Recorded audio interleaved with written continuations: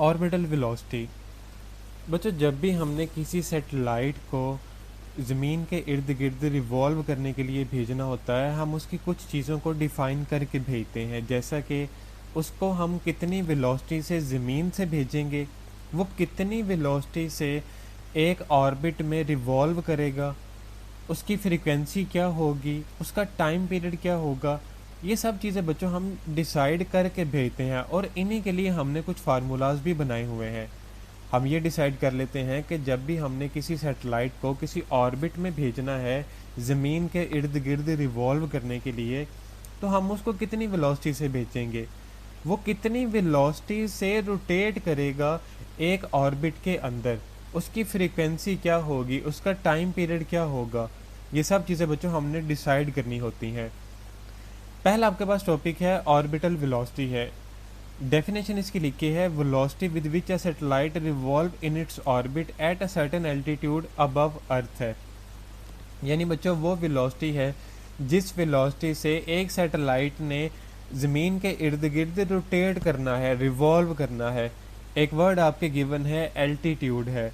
Altitude का मतलब height है। अब देखना आपके सामने तीन फिगर्स दिखाई गई हैं कि ज़मीन के इर्द गिर्द सैटेलाइट रिवॉल्व कर रहे हैं, और बच्चों ये सारे के सारे सैटेलाइट डिफरेंट हाइट पर हो सकते हैं। ये आपने डिसाइड करना है कि आप कितना इसको ऊपर अबव भेजना चाहते हैं। एक्सप्लेनेशन है हमारे पास। कंसीडर करते हैं हम कि एक सैटेलाइट ज़मीन के इर्द गिर्द सर्कुलर ऑर्बिट में रिवॉल्व कर रहा है, और इसको रिवॉल्व करने के लिए सेंट्रीपिटल फोर्स ज़मीन प्रोवाइड कर रही है, क्योंकि बच्चों हर एक चीज़ को उसका सेंट्रल पाथ, उसको ओरिजिन चाहिए होता है रिवॉल्व करने के लिए। तो इस केस में आपकी ज़मीन इसको सेंट्रीपिटल फोर्स प्रोवाइड कर रही है। आगे इक्वेशन लिखी है कि एफ सी हमारे पास इक्वल है एफ जी के, यानी centripetal force force of gravity के इक्वल है, कि ग्रेविटी जो है हमारी अर्थ है वो ही सेंट्रीपिटल फोर्स प्रोवाइड कर रही है।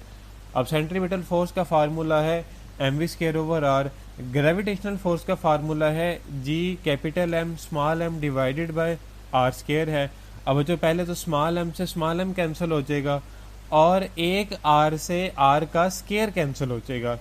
बाकी इक्वेशन हमारे पास बचेगी v इक्वल आ जाएगा square root of G M over R के इक्वल आ जाएगा। अब ये फार्मूला हमें ये डिफाइन कर रहा है कि जो ऑर्बिटल वेलोसिटी है, कि किस वेलोसिटी से एक सैटेलाइट ने ज़मीन के इर्द गिर्द एक ऑर्बिट में रिवॉल्व करना है। उस फार्मूला हमें ये बता रहा है कि एक तो डिपेंडेंट है ग्रेविटेशनल कांस्टेंट पे, कैपिटल एम हमारे पास मास ऑफ अर्थ है, और डिवाइडेड बाय स्मॉल आर है। आर बच्चों अभी मैं आपको बताता हूँ कि ये क्या चीज़ होती है। कैपिटल एम है, कैपिटल एम हमें ये शो करता है कि आपके ज़मीन के मास पे डिपेंडेंट है वेलोसिटी, आपके सैटेलाइट के मास पे डिपेंडेंट नहीं है। तो ये बच्चों बात यहाँ से याद रखिएगा। अब हम बात करते हैं स्मॉल आर की। स्मॉल आर इक्वल है कैपिटल आर प्लस एच के। अब आपको बच्चों फिगर में क्लियरली दिखाया गया है कि एक तो हमारे पास कैपिटल आर है जो कि रेडियस ऑफ अर्थ है, और उसके ऊपर आपने कितनी हाइट तक भेजना है अपने सैटेलाइट को। तो इन दोनों का जो सम है वो इक्वल है स्मॉल आर के। यानी बच्चों स्मॉल आर हमें क्या डिफाइन करता है कि आपके रेडियस कितना है अर्थ का, और उसके ऊपर आप कितनी हाइट पर भेजना चाहते हैं। और बच्चों जितना आपका स्मॉल आर बढ़ता चला जाएगा, यानी बच्चों जितनी आपकी हाइट बढ़ती चली जाएगी, उतनी आपकी वेलोसिटी कम होती चली जाएगी। यानी ये कह लें कि अगर एक सैटेलाइट ज़मीन के करीब है तो वो जल्दी अपना एक चक्कर मुकम्मल कर लेगा, और अगर एक सैटेलाइट ज़मीन से जितना ज़्यादा दूर है वो उतनी देर बाद अपना एक चक्कर मुकम्मल करेगा। इसी तरह से एग्जांपल है बच्चों हमारी जो अर्थ है, हमारी अर्थ ज़मीन के इर्द गिर्द, हमारी अर्थ ज़मीन के हमारी जो ज़मीन है वो सूरज के इर्द गिर्द 365 डेज़ में अपना एक चक्कर मुकम्मल कर लेती है। लेकिन अगर आप प्लूटो की बात करें बच्चों, प्लूटो को बहुत ज़्यादा टाइम लग जाता है इसकी निस्बत। तो ये है इस फार्मूले की एक्सप्लेनेशन है। अगर कोई बात आपको बच्चों नहीं समझ आई तो आप दोबारा पूछ सकते हैं। ये हमारा छोटा सा शॉर्ट टॉपिक था। शुक्रिया बच्चों, अल्लाह हाफिज़।